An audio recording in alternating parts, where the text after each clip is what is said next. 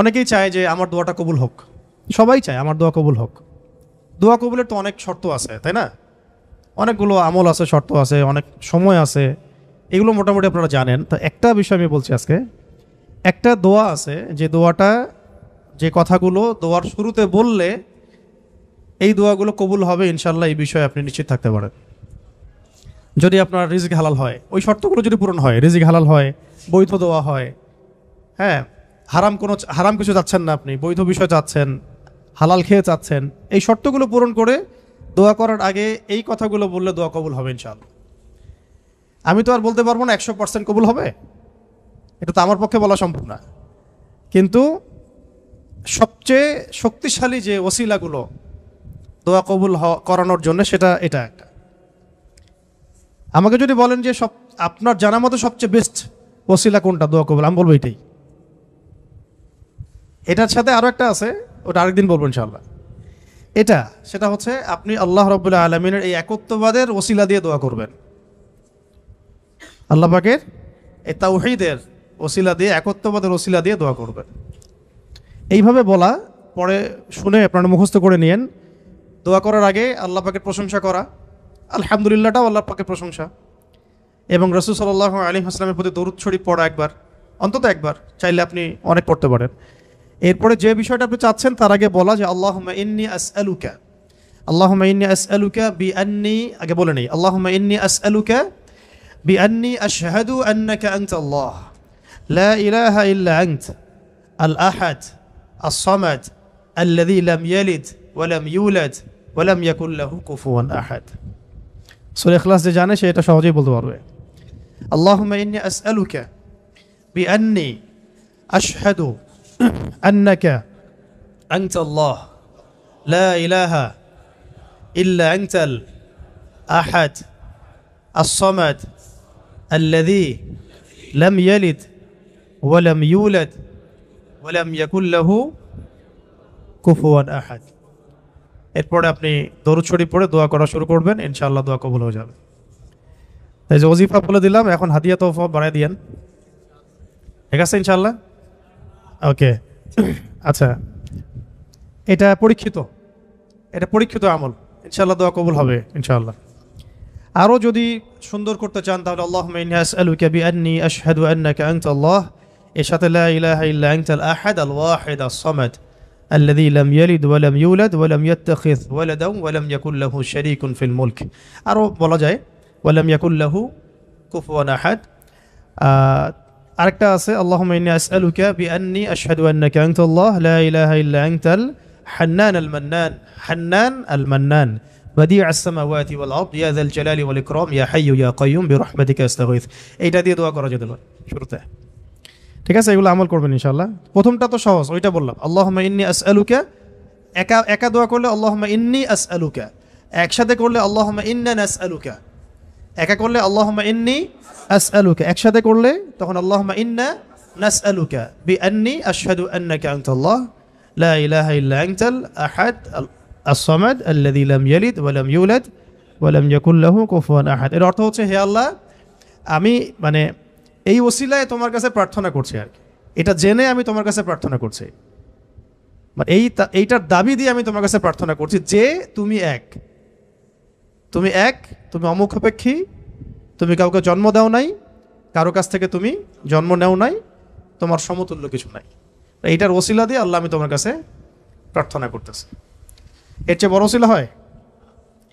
তাওহীদের চেয়ে বড় ওসিলা হয় না। এরপরে আরেকদিন আরেকটা ইনশাআল্লাহ শেখাই দেব। এটা গেল ওই যে বললাম বেলাল রাদিয়াল্লাহু আনহুর অত্যাচারের পরে নাজিল হওয়ার পর আল্লাহ রাব্বুল আলামিন প্রথম জানাই দিলেন যে বলো আল্লাহ রাব্বুল আলামিন এক। এই এক দিয়ে কি হয়েছে, সমস্ত বহুত্ববাদীদের যে ধর্মবিশ্বাসের যে ভিত্তি, এটাকে ভেঙে দেওয়া হয়েছে, ঠিক আছে? 2 নাম্বার হচ্ছে আল্লাহ পাক বললেন যে আল্লাহুস সামাদ, আল্লাহ অমুখাপেক্ষী শব্দটাকে সালাফগণ, আসলাফগণ, আকাবিরগণ অনেকভাবে ব্যাখ্যা করেছেন। আমি একটু ওইটা পড়ে শোনাই, তাহলে আপনাদের জন্য সুবিধা হবে। অমুখাপেক্ষিতাকে ইমামগণ কয়েকভাবে ব্যাখ্যা করেছেন যে আল্লাহুস সামাদ, এটাকে কয়েকটা ভাগে ভাগ করা যায়। যেমন একটু মনে রাখবেন, যেমন আব্দুল্লাহ বিন আব্বাস রাদিয়াল্লাহু আনহু, হাসান বসরি ও সাইদ ইবনে জুবাইর রহমতুল্লাহ আলাইহি বলেছেন যে এর অর্থ হচ্ছে আল্লাহ পাক নির্ভীক, যার কোনো ভয় নাই। আল্লাহু সামাদ মানে আল্লাহ পাক নির্ভীক, যার কোনো ভয় নাই।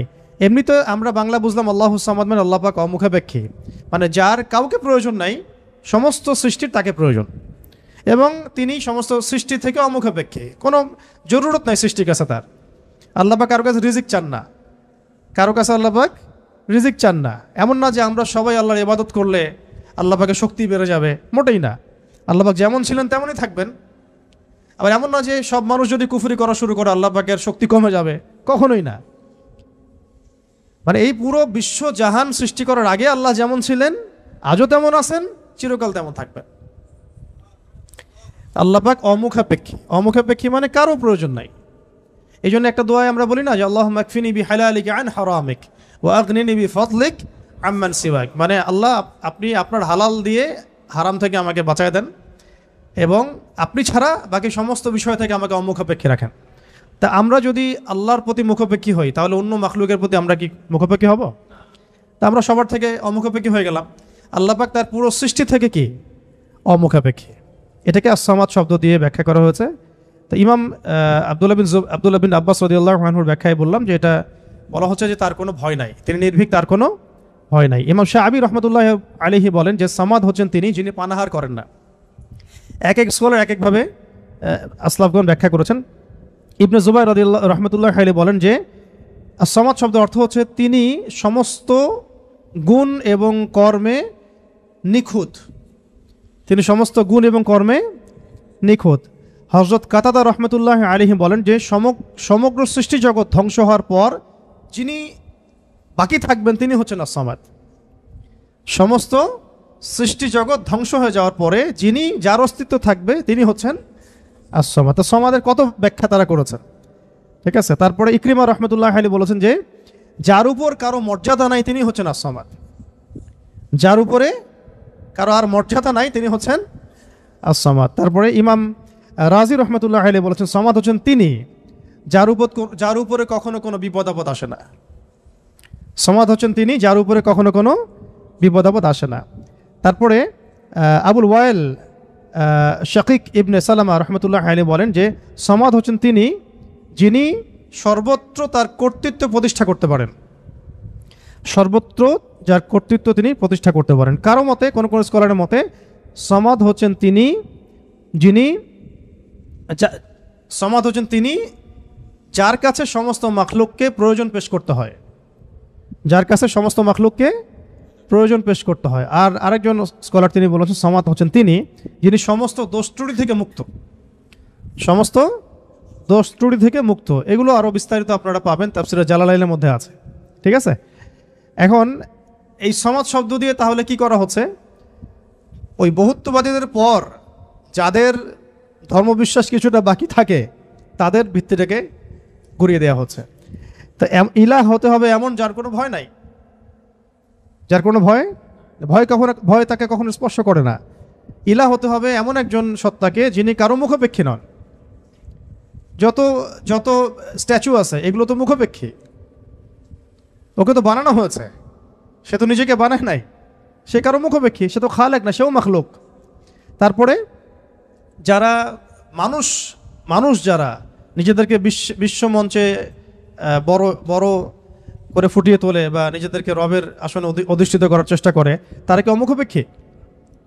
তারাও মুখাপেক্ষী, সবই মুখাপেক্ষী। আবার যে ধর্মবিশ্বাসে চলছে তারা কি অমুখাপেক্ষী? নাসারাদের ক্ষেত্রেও সেম, তারা মুখাপেক্ষী। মাজুসিরা তারাও এমন ইলাহের উপাসনা করে যারা মুখাপেক্ষী। শুধুমাত্র মুসলিমরাই এমন একজন ইলাহের উপাসনা করে বা ইবাদত করে, উপাসনা না ইবাদত করে, যিনি অমুখাপেক্ষী, সমস্ত ত্রুটি থেকে মুক্ত, বিচ্যুতি থেকে মুক্ত, যিনি সমস্ত দোষ ত্রুটি থেকে মুক্ত, যিনি হচ্ছেন কারো কাছে কিছু চান না, সবাই তার কাছে চায়, যাকে কখনো বিপদ আপদে স্পর্শ করে না, যিনি পানাহার করেন না, যিনি তার সৃষ্টি এবং কর্মে নিপুণ, এবং যার উপরে কারো কোনো মর্যাদা নাই। এবং যখন সৃষ্টি জগৎ ধ্বংস হয়ে যাবে যিনি বাকি থাকবেন তিনি হচ্ছেন আল্লাহ রাব্বুল আলামিন। তো এখানে আস-সামাদ শব্দের অনেক গভীর কথা আছে, ব্যাখ্যা আছে আর কি। এগুলো নিয়ে ইনশাল্লাহ আমরা আরও পরের সেশনে করবো ইনশাল্লাহ। আজকে আমরা একটু কোড আলোচনা করতেছি। 3 নম্বরে আল্লাহ রাব্বুল আলামিন বলেছেন যে বলুন হে নবী যে আল্লাহ তিনি লাম ইয়ালিদ ওয়া লাম ইউলাদ। বলুন তো, সামনে কমন নেওয়া হয়েছে, কুল বলুন আল্লাহ এক, আল্লাহুস সামাদ, আল্লাহ আস-সামাদ, আল্লাহ অমুখাপেক্ষী। আপনি বলে দিন হে নবী যে লাম ইয়ালিদ ওয়া লাম ইউলাদ। লাম ইয়ালিদ তিনি জন্ম দেন নাই, লাম ইয়ালিদ মানে তিনি জন্ম দেন নাই। এটা দিয়ে কাদের ভিত্তি ভেঙে দেওয়া হলো? ওই যারা আল্লাহর পুত্র সাব্যস্ত করে, কন্যা সাব্যস্ত করে, ওদের ধর্মবিশ্বাসের ভিত্তি ভেঙে দেওয়া হলো। লাম ইয়ালিদ তিনি জন্ম দেন নাই। তো এমন একজন সত্তাকে আল্লাহ হতে হবে যিনি কাউকে জন্ম দেন না কখনো। আমরা এই দুনিয়াতে যা দেখছি সব কিছু কিন্তু জন্মিত বা জন্ম দিচ্ছে বা জন্মিত। মানুষের কথা বলেন, আপনি যে কোনো মাখলুকের কথা বলেন, এমনকি প্রকৃতির যে বিষয়গুলো আমরা দেখি এগুলো তো জন্মিত আর কি, মাখলুক, এগুলো কোনো না কোনো জায়গা থেকে আসছে। তো আল্লাহ রাব্বুল আলামিন হতে হলে এমন একজন সত্তা হতে হবে যিনি কাউকে জন্ম দেন নাই। ওয়ালাম ইউলাদ, এটা আরও কঠিন। কেউ জন্ম দেয় না সেটা একটা হতে পারে, একজন ধরেন মহিলা আছে জন্ম দেয় নাই সন্তান, তো সে তো কারো কাছ থেকে জন্মিত হয়েছে। দেখে দুইটা রাস্তাই বন্ধ করে দেওয়া হলো, যে আল্লাহ হতে হবে এমন একজন সত্তাকে যিনি না জন্ম দিয়েছেন না কারো কাছ থেকে জন্ম নিয়েছেন। এটা আরও কঠিন, এবং এই কাঠিন্যের মধ্যে কোনো সত্তা পড়তে পারে না আল্লাহ ছাড়া। এই মানদণ্ডে আল্লাহ ছাড়া অন্য কোনো সত্তা কখনো পড়তে পারে না, যিনি জন্ম দেন নাই, কারো কাছ থেকে জন্মও নেন নাই। অনেকে প্রশ্ন করে, যে অনেকের মধ্যে ওয়াসওয়াসা আসে যে এই বিশ্বজাহান আল্লাহ সৃষ্টি করেছেন, আল্লাহকে কে সৃষ্টি করেছে? নাউযুবিল্লাহি মিন যালিক। নবী সাল্লাল্লাহু আলাইহি ওয়াসাল্লাম বলেছেন, যখনই এমন কোনো চিন্তা আসবে, এই চিন্তা শয়তান ঢুকিয়ে দেয়, যখনই এমন কোনো চিন্তা আসবে সেজন্য পরে আউযু বিল্লাহি মিনাশ শাইতানির রাজিম, এবং ঈমান পাকাপোক্ত করার জন্য যেন পরে আমানতু বিল্লাহি ওয়া রুসুলিহি, আমানতু বিল্লাহি ওয়া রুসুলিহি, রুসুলিহি বহুবচন, আমানতু বিল্লাহি ওয়া রুসুলিহি। আল্লাহকে যদি কেউ জন্ম দিত বা আল্লাহ যদি কোনো জায়গা থেকে সৃষ্টি হতেন, তাহলে যে স্রষ্টা তিনি তো আল্লাহ হতেন, তাই না? আল্লাহ যদি নাউযুবিল্লাহ কারো কাছ থেকে সৃষ্টি হতেন তাহলে তো তিনি আল্লাহ হতেন না। এমন একজন সত্তাকে আল্লাহ হতে হবে যিনি সৃষ্টি নন, যাকে কেউ সৃষ্টি করে নাই, বরং তার কাজ সৃষ্টি করা। এটা তো আপনি কার্যকারণ তত্ত্ব থেকে বলছেন, এটা ফিলোসফিতে একটা তত্ত্ব আছে, কার্যকারণ তত্ত্ব। মানে তত্ত্বটা হচ্ছে এরকম, ইউনিভার্সিটিতে আমাদেরকে একটু পড়ানো হয়েছিল আর কি, যে প্রত্যেকটা কাজের পিছনে একটা কারণ থাকে। আসলে তাই, কিন্তু প্রত্যেকটা কাজের পিছনে একটা কারণ আসলেই থাকে। শয়তানির পিছনেও কোনো না কোনো কারণ তো আছে, কেন শয়তানি করতেছে এটা কারণ তো আছে। প্রত্যেকটা কাজের পিছনে একটা কারণ থাকে। এই তত্ত্বটাকে তারা বলতো কার্যকারণ তত্ত্ব আর কি। তো এই তত্ত্ব থেকে তারা এই প্রশ্নটা উত্থাপন করেছে যে তাহলে আল্লাহকে কে সৃষ্টি করেছে? ঠিক আছে, এখানে এই তত্ত্বটা নিজেই তার দোষে ত্রুটিযুক্ত আর কি। আল্লাহকে যদি কেউ সৃষ্টি করে তাহলে তো সে আল্লাহ হবে, তাকে কেউ সৃষ্টি করলে সে আল্লাহ হবে, তাকে কেউ সৃষ্টি করলে সে আল্লাহ হবে। এইভাবে আপনি কোথায় গিয়ে শেষ করবেন? যেখানে আপনার চিন্তার জগৎ শেষ হবে সেখান থেকে আল্লাহ রাব্বুল আলামিন শুরু হবেন ইনশাআল্লাহ। ব্যাপারটা এরকম। তো আল্লাহ রাব্বুল আলামিন কাউকে জন্ম দেন নাই, কারো কাছ থেকে জন্ম নেন নাই। তারপর সবশেষ ওয়ালাম ইয়াকুল্লাহু কুফুয়ান আহাদ, ওয়ালাম ইয়াকুল্লাহু কুফুয়ান আহাদ। এটা এত কঠিন যে এটা মানে উতরে যাওয়ার মতো আসলে ক্ষমতা আল্লাহ ছাড়া কারোরই নাই, এটা অসম্ভব। ওয়ালাম ইয়াকুল্লাহু কুফুয়ান আহাদ, ওয়া মানে এবং, ওয়া মানে এবং, ইয়াকুন মানে হয়, লাহু মানে তার জন্যে, কুফুয়ান মানে সমকক্ষ বা সমতুল্য, আহাদুন মানে কেউই। এখানে আহাদুন মানে আসলে কেউই। ওয়া মানে এবং, লাম ইয়াকুন, ওয়ালাম ইয়াকুন এবং হয় না, লাম মানে না, লাম হচ্ছে অতীতকালে নাবাচক বোঝায়, অতীতকালে নাবাচক, এগুলো মনে রাখবেন। ওয়া মানে এবং, ওয়াবের দুটো অর্থ হয় আল কোরআনে, কখনো কখনো শপথ বা কসম অর্থে আসে, কখনো কখনো এবং অর্থে আসে। যেমন ওয়া তিন ফলের কসম, ওয়াল আসরি সময়ের কসম। আর এখানে ওয়া জবর মানে হচ্ছে এবং, ওয়ালাম লাম হচ্ছে অতীতকালে নাবাচক, অতীতকালে নাবাচক। যেমন আমি কখনো বলিনি, আমি করিনি, আমি যাইনি, এগুলো বোঝাতে লাম শব্দ প্রয়োগ করা হয়। ঠিক আছে, ওয়ালাম ইয়াকুন, ইয়াকুন মানে হয়, লাম ইয়াকুন মানে হয় না, ওয়ালাম ইয়াকুন এবং হয় না, এবং হয় না, লাহু মানে তার জন্যে, লাহু মানে তার জন্য বলতে এখানে আল্লাহর দিকে নিসবত করা হচ্ছে। ওয়ালাম ইয়াকুন লাহু, তার জন্যে হয় না, কি হয় না? কুফুয়ান, মানে কুফু মানে কি? সমতুল্য, সমকক্ষ। অনেকে বলেন না বিয়ের ক্ষেত্রে কুফু দেখতে হয়, সমতুল্য, সমকক্ষ, সামঞ্জস্যতা। আহাদ, কেউই মানে তার সমতুল্য সমকক্ষ কেউ নাই, তার সমতুল্য সমকক্ষ কেউ নাই। এটা হচ্ছে আরও কঠিন, কারণ একজন ধরেন আহাদ উতরে আসলো, সমাদে গিয়ে শেষ হয়ে গেল। কেউ হয়তো বলছে লাম ইয়ালিদ ওয়া লাম ইউলাদ, এটাকে কোনোভাবে ব্যাখ্যা করছে, ধরেন কোনোভাবে উল্টাপাল্টা ব্যাখ্যা করছে, কিন্তু শেষে গিয়ে এসে কিন্তু আর আর পারবে না। ওয়ালাম ইয়াকুল্লাহু কুফুয়ান আহাদ, তার সমতুল্য কিছুই নাই। ধরেন আপনি বললেন যে এই মূর্তিটা নাউজুবিল্লাহ একটা দেবতা, কেউ বললো হয় কোনো মুশরিক, তার এই মূর্তি একটা না, এই মূর্তি আরও অনেক আছে, সামঞ্জস্য আছে। কেউ যদি বলে এই নক্ষত্রটা তার ইলাহ, নাউজুবিল্লাহ, এই নক্ষত্র একটা না, তার সামঞ্জস্য আরও আছে, সিমিলারিটিস আছে আর কি। ঠিক আছে, কেউ বললো যে অমুক নবীর সন্তান আল্লাহর পুত্র, নাউজুবিল্লাহ, তা এই নবীর সন্তান একজন না, আরও বহু নবী আছে তাদের সন্তান হয়েছে। তো এইরকমই ওয়ালাম ইয়াকুল্লাহু কুফুয়ান আহাদ হচ্ছে এমন একজন সত্তাকে আল্লাহ হতে হবে যার সাদৃশ্য কিছু নাই। লাইসা লাইসা কামিথলিহি শাই, তার সমতুল্য, তার মতো কিছু নাই। অনেকে আল্লাহ পাকের এই যে হাত, আল্লাহ পাকের চেহারা, আল্লাহর হাসি, আল্লাহর ক্রোধ, এগুলোকে ব্যাখ্যা করতে গিয়ে আকীদার ক্ষেত্রে এমন এমন কিছু ব্যাখ্যা করেছে যেখানে আল্লাহ পাককে মাখলুকের সাথে সাদৃশ্য করে দেওয়া হয়েছে, এবং তারা আবার বলছে এটাই নাকি আহলুস সুন্নাহ ওয়াল জামাআর আকীদা। এটা একটা বাজে বিষয়, এটা একটা বাজে কথা। আল্লাহ রাব্বুল আলামিনের জাত এবং সিফত সম্পর্কে আমরা ইনশাআল্লাহ আরেকদিন বিস্তারিত কথা বলবো। ঠিক আছে, এতটুকু বলছি এখন যে আল্লাহ আল্লাহই, তার মতো কোনো কিছুই নাই। যেখানে আল্লাহ পাক বলেছেন তার চেহারা, এটা চেহারার অর্থ ইশারা কি সেটা আল্লাহ পাক জানেন। ওটা আমি যদি এখন মনে করতে যাই যে এটা এরকম চেহারা, চোখ নাক মুখ কানওয়ালা, তো এটা শিরক হয়ে যাবে তো আর কি। আল্লাহ পাক কোনো মাখলুকের সাদৃশ্য না, ওয়ালাম ইয়াকুল্লাহু কুফুয়ান আহাদ, লাইসা কামিথলিহি শাই, তার মতো আর কিছু নাই। ঠিক আছে, তো আল্লাহকে কোনোভাবেই এইরকম কোনো ব্যাখ্যার মধ্যে আনা যাবে না। যেমন অনেকে বলেন না যে আল্লাহ পাক কোথায় আছে। তো এখন আপনি প্রশ্ন করলেন যে আল্লাহ রাব্বুল আলামিন কোথায় আছে, তো কেউ বলছে আরশের উপরে আছে, আরশের। তো আল্লাহ পাকের ক্ষেত্রে এমন দিক সাব্যস্ত করা যাবে না, উপরে নিচে ডানে বামে, এভাবে না। এটা ইস্তাওয়ার অর্থ কি, সেটা আল্লাহ পাক যেভাবে বলেছেন ওইটুকুতে চুপ থাকা আর কি, এটাকে ব্যাখ্যা করতে না যাওয়া আর কি, ব্যাখ্যা করতে না যাওয়া। এমনকি আল্লাহ পাক আর রহমান আর রহিম, এটাকে এইভাবে ব্যাখ্যা করা যাবে না যে কেমন রহমান, আমাদের মতো রহমান, আমাদের মতো দয়াময় কি? আল্লাহর দয়া আল্লাহর মতো, আল্লাহ পাকের দয়া আল্লাহর মতো, আল্লাহর ক্রোধ আল্লাহর মতো, আল্লাহর মানে কারো প্রতি সন্তুষ্ট হওয়া তার মতো, তার নিজের জাত এবং সিফতের মতো, আমাদের কোনো মাখলুকের মতো না। আবার আল্লাহ পাকের দিকে কোনো দিকও সাব্যস্ত করা যাবে না যে আল্লাহ উপরের দিকে, নিচের দিকে, টানের দিকে, বামের দিকে। এইগুলো মানে খুব সূক্ষ্ম বিষয় আকীদার, এবং এই আকীদার এই বিষয়গুলো সমাজের মধ্যে অনলাইনের মাধ্যমে এত ফিতনা সৃষ্টি হয়ে গেছে যেগুলো আসলে অনেক সময় জেনারেল ভাইরা এখানে মধ্যে ডুবে যাচ্ছেন আর কি। তো আল্লাহ পাকের ব্যাপারটাকে খুব সেন্সিটিভলি বুঝতে হবে এবং সূক্ষ্মতার সাথে বড় বড় উলামায়ে কেরামদের কিতাবগুলো পড়ে তাদের কাছ থেকে ব্যাখ্যা জেনে নেবেন। এবং যেটা বুঝবেন না পড়তে গিয়ে, যদি আপনি আকীদার বইগুলো আসলেই পড়তে পারেন, তাহলে যেটা বুঝবেন না সেটা অবশ্যই বড় আলেমকে জিজ্ঞাসা করতে হবে। হ্যাঁ, আরশের কথা দিয়ে অনেকে বলেছেন উপরে, এই সমাসীন শব্দটা মানে হচ্ছে আসীন হওয়া।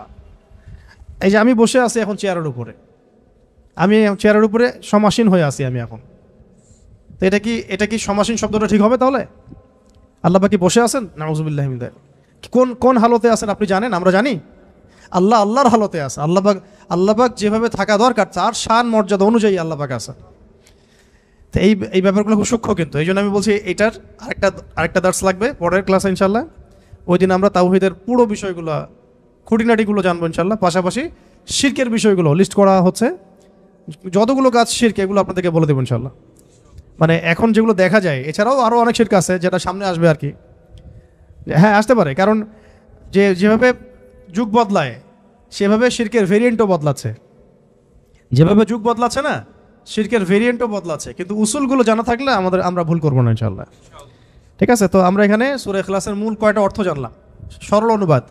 তাহলে অর্থ ধরলে পারবেন তো এখন থেকে ইনশাল্লাহ। কুল শব্দের অর্থ বলুন, কাকে বলতে বলা হচ্ছে? রাসূল সাল্লাল্লাহু আলাইহি ওয়াসাল্লামকে।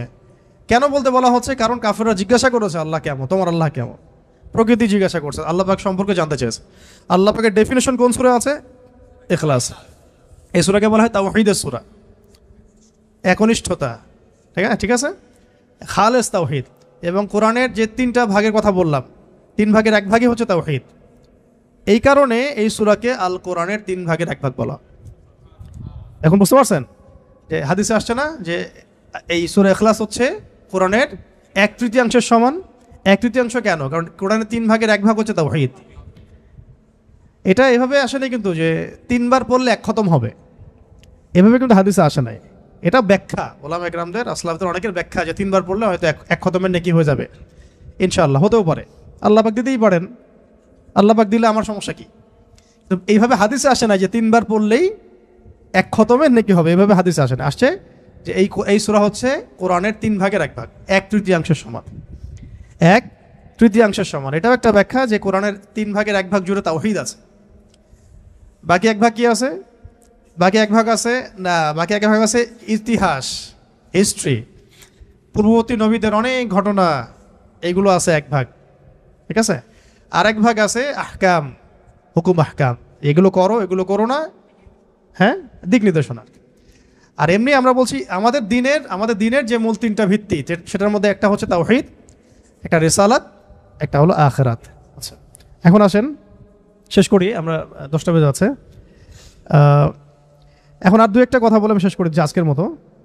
যে আমরা জানলাম এই সূরা শানে নুজুল কি, অর্থগুলো কি। আচ্ছা, অর্থগুলো একবার রিপিট করে নেই। কুল মানে কি বলুন? হুয়া আল্লাহ। হুয়া মানে কি? তিনি। হুয়া মানে তিনি, এখানে আল্লাহকে সাব্যস্ত করেন, নিসবত করা হচ্ছে। আল্লাহ মানে আল্লাহ, আহাদ মানে এক। আচ্ছা, আল্লাহ শব্দটা কিন্তু নিজেই ইসমে আজম, আল্লাহ শব্দটা নিজেই কিন্তু ইসমে আজম। এটার সাথে প্রাসঙ্গিক বলে দিলাম, ওই দোয়াটা যদি করেন দোয়া করার আগে, তাহলে ইনশাআল্লাহ দোয়া কবুল হবে। কোনটা? আল্লাহুম্মা ইন্নী আসআলুকা বিআন্নী আশহাদু আন্নাকা আনতা আল্লাহ লা ইলাহা ইল্লা আনতাল আহাদুস সামাদুল্লাযী লাম ইয়ালিদ ওয়া লাম ইউলাদ ওয়া লাম ইয়াকুল লাহু কুফুয়ান আহাদ। এটা একটা। তারপরে আল্লাহ পাক বলছেন, বলুন তিনি আল্লাহ এক, আল্লাহুস সামাদ, আল্লাহ পাক অমুখাপেক্ষী, লাম ইয়ালিদ তিনি কাউকে জন্ম দেন নাই, ওয়া লাম ইউলাদ তাকেও কেউ জন্ম দেয় নাই, এটা প্যাসিভ, এটা মাজহুল আর কি, আরবিতে বলে মাজহুল, মানে প্যাসিভ। লাম ইয়ালিদ তিনি কাউকে জন্ম দেন নাই, ওয়া লাম ইউলাদ তাকেও কেউ জন্ম দেয় নাই। আর ওয়া লাম ইয়াকুল লাহু কুফুয়ান আহাদ, ওয়া মানে এবং, লাম শব্দ প্রয়োগ হয় কখন? অতীতকালে নাবাচক বোঝাতে। ইয়াকুন মানে হয়, ওয়া লাম ইয়াকুন মানে হয় না, এবং হয় না, লাহু মানে তার জন্যে বা তার জন্যে, কুফুয়ান মানে সমতুল্য বা সমকক্ষ, আহাদ মানে কেউই। তাহলে তার সমতুল্য বা তার সমকক্ষ কেউ নাই। আচ্ছা, আজকে আমরা যতটুকু জানলাম আর কি, একটা হলো সূরাতুল ইখলাসের নামকরণ, তারপরে এর অর্থগুলো, এটা মাক্কি সূরা না মাদানী সূরা, এর শানে নজুল, এগুলো জানা হয়েছে, এবং সংক্ষিপ্ত শাব্দিক অনুবাদ জানা হয়েছে। বাকি এর আরও বেশ কিছু বিষয় আছে, যেমন এর মধ্যে তাওহীদ আছে, তাওহীদের প্রকরণগুলো, যেমন তাওহীদ রুবুবিয়্যাত, তাওহীদ উলুহিয়্যাত, তাওহীদ আসমা ওয়া সিফাত, ইনশাআল্লাহ আমরা আগামী দার্সে জানবো। এবং তাওহীদের ফজিলত, তাওহীদ না থাকলে কি হবে, এবং তাওহীদের বিপরীত শিরক কাকে বলে, এবং এর ক্ষতিকর দিকগুলো কি কি, শিরকের কুফল এবং এর শাস্তি, এবং শিরকের প্রকারভেদ, যেমন আকীদার ক্ষেত্রে শিরক, আমলের ক্ষেত্রে শিরক, কথার ক্ষেত্রে শিরক, এবং গোপন শিরক বা রিয়া। এর সাথে আধুনিক বিশ্বে যে শিরকগুলো দেখা যায় সেগুলোর তালিকা। এই জিনিসগুলো ইনশাআল্লাহ আমরা আগামী দার্সে জানবো। এর সাথে ঈমান ভঙ্গের 10টা কারণ, এগুলো খুবই ভাইটাল। ইনশাআল্লাহ পরের দার্সে সবাই আসবেন, এটা আমরা আশা করতেছি। আর শেষ করার আগে শুধু আমি এই সূরার কয়েকটা ফজিলত বলে আপনি শেষ করতেছি, এটা জানা দরকার আছে, তাহলে আমাদের আগ্রহ জন্মাবে। তো ফজিলতগুলো আপনারা মাসিক আল কাউসারও পাবেন, অনলাইনে মাসিক আল কাউসারও পাবেন। আমি কয়েকটা ফজিলত নোট করে আনছি আপনাদেরকে একটু বলার জন্য। 1 নাম্বার, ঠিক আছে, একটু মনে রাখেন, ফজিলত জানলে কি হয়, ওইটার উপর আমল করার আগ্রহ বাড়ে। এটা যখন পড়ছিলাম আমার নিজেরই মনে হচ্ছিল যে আহা, এত সহজ একটা আমল আমরা কেন করি না। এবং আপনাদের জন্য ফজিলত কালেক্ট করতে গিয়ে আমি একটা ফজিলত পেয়েছি আজকে, যেটা আমি আগে কখনোই জানতাম না। তো কয়েকটা ফজিলত শুনি। হ্যাঁ, 1 নাম্বার, এক ব্যক্তি জনৈক সাহাবীকে দেখলেন, রেফারেন্সগুলো দেওয়া আছে, এটা সহিহ বুখারী, আবু দাউদে আসছে, নাসাইতে আসছে। এক ব্যক্তি জনৈক সাহাবীকে দেখলেন যে তিনি প্রত্যেক নামাজেই সূরা ইখলাস পড়েন, প্রত্যেক নামাজে সূরা ইখলাস পড়েন, মানে তাকে ইমামতির দায়িত্ব দেওয়া হয়েছে। প্রত্যেকটা রাকাতে তিনি যখন সূরা ফাতিহা শেষ করেন সূরা ইখলাস পড়েন, তারপরে অন্য কেরাত করেন। এটা কি ইউনিক না? কখনো দেখেছেন এমন কোন ইমামকে? তো উনি এটা পড়েন। তো এই বিষয়টা তাকে বলা হলো যে আপনি এটা কেন করেন, আপনি এটা বন্ধ করেন, মাঝে মাঝে পড়েন, পরামর্শ দেওয়া হচ্ছে। তিনি বলছেন না, আমি বন্ধ করব না।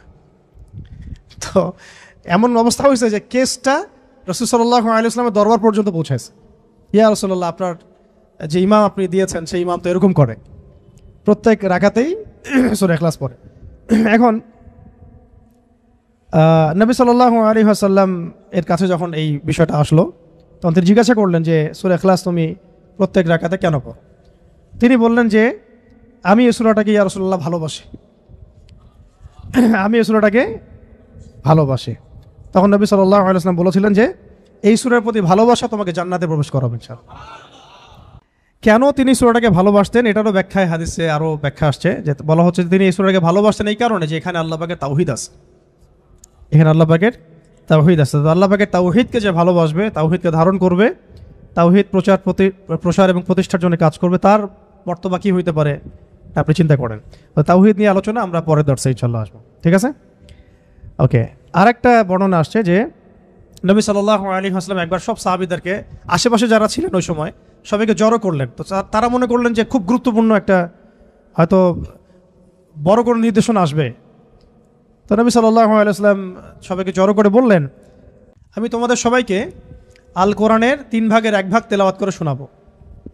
নবীজি বললেন সাল্লাল্লাহু আলাইহি ওয়াসাল্লাম, আমি তোমাদের সবাইকে আল কোরআনের 3 ভাগের পুরো 1 ভাগ তেলাওয়াত করে শোনাবো, সবাই এদিকে আসো, কাছে আসো। সবাই জড়ো হলেন। তো নবী সাল্লাল্লাহু আলাইহি ওয়াসাল্লাম পড়লেন যে বিসমিল্লাহির রহমানির রহিম, কুল হুয়াল্লাহু আহাদ, আল্লাহুস সামাদ, লাম ইয়ালিদ ওয়া লাম ইউলাদ ওয়া লাম ইয়াকুল লাহু কুফুয়ান আহাদ।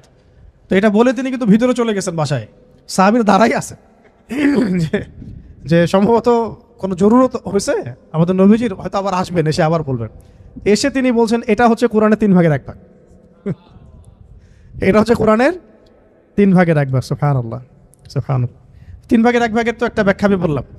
এছাড়া এমনও যে 3 ভাগের 1 ভাগে তাওহীদের পুরো ফজিলত, তেলাওয়াতের নেকি আল্লাহ পাক দিয়ে দিতে পারেন ইনশাআল্লাহ। এখান থেকে অনেক স্কলার ব্যাখ্যা করেছেন যে 3 বার পড়লে 1 খতমের নেকি হবে, তবে এইভাবে সরাসরি হাদিসে আসে নাই।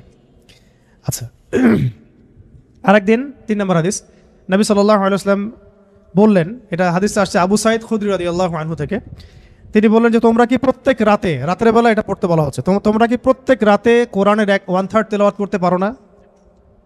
তোমরা কি প্রত্যেক রাতে আল কোরআনের 1/3 তেলাওয়াত করতে পারো না?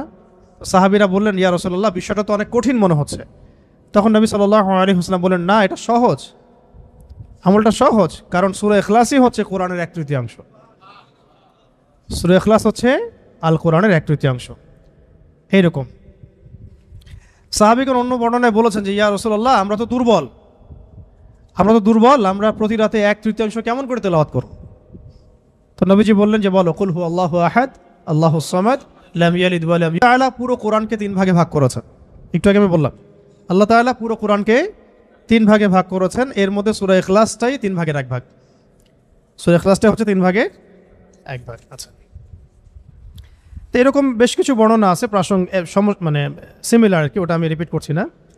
তবে আমি যে কয়েকটা বলতে চাচ্ছিলাম সেটা হলো যে এটা 4 নাম্বারটা, এটা ভালো করে শোনেন, খুব ভালো করে শোনেন। একবার নবী করিম সাল্লাল্লাহু আলাইহি ওয়াসাল্লাম একটা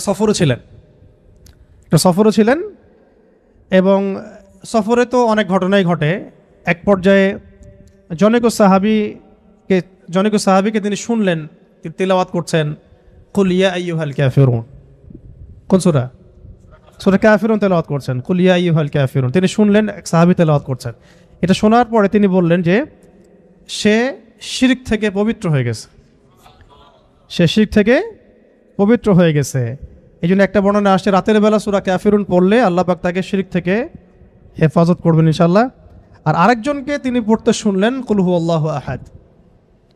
একজন পড়ছিল সূরা কাফিরুন, আরেকজন সাহাবী পড়ছিলেন সূরা ইখলাস। তখন নবীজি বললেন তাকে মাফ করে দেওয়া হয়েছে, তাকে মাফ করে দেওয়া হয়েছে। সুবহানাল্লাহ, সুবহানাল্লাহ। আরেকটু আগে যে বর্ণনা বলেছি ওইটা এখানেও আছে, যে ইমাম আনাস রাদিয়াল্লাহু আনহু থেকে একটা বর্ণনা আসছে যে আনসারী একজন সাহাবী ছিলেন, মসজিদে কুবা ইমামতি করতেন। যখনই তাকে ইমামতি করতে দেওয়া হতো তিনি সূরা ফাতিহার সাথে অন্য সূরা মিলিয়ে সূরা ইখলাস পড়তেন। তো এই বিষয়টা রাসূল সাল্লাল্লাহু আলাইহি ওয়াসাল্লামের কাছে যায় এবং তিনি বলেন যে তুমি এই কাজটা কেন করো, আবশ্যিকভাবে এটা করার কারণ কি? তিনি বলেছিলেন যে উহিব্বুহা ইয়া রাসূলুল্লাহ, আমি এই সূরাটাকে আমি ভালোবাসি। তখন নবী সাল্লাল্লাহু আলাইহি ওয়াসাল্লাম বলেছিলেন যে এই সূরার প্রতি ভালোবাসা, যে হুব্বুকা ইয়াহা আদখালাকাল জান্নাহ, এই সূরার প্রতি যে ভালোবাসাটা, এই ভালোবাসাই তোমাকে জান্নাতে প্রবেশ করাবে ইনশাআল্লাহ। এটা একটা বর্ণনা আসছে। এরকম আরও সিমিলার বর্ণনা আছে। আরেকদিন আবু হুরায়রা রাদিয়াল্লাহু আনহু তিনি বলছেন যে আমি রাসূল সাল্লাল্লাহু আলাইহি ওয়াসাল্লামের কাছে বসেছিলাম, এমন সময় এক ব্যক্তি সূরা ইখলাস তেলাওয়াত করা শুরু করলো। তখন নবী সাল্লাল্লাহু আলাইহি ওয়াসাল্লাম বললেন যে ওয়াজাবাত, কি বললেন?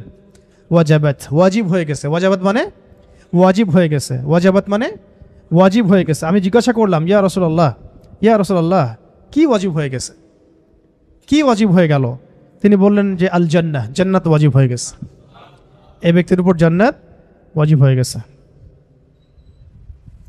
আরেকজন সাহাবী এসেছিলেন নবী সাল্লাল্লাহু আলাইহি ওয়াসাল্লামের কাছে, এসে বলেছিলেন যে আমার এক ভাই আছে, মানে মুমিন ভাই, আমার এক ভাই আছে, উনিও সাহাবী, তো তিনি সূরা ইখলাসকে খুব ভালোবাসেন।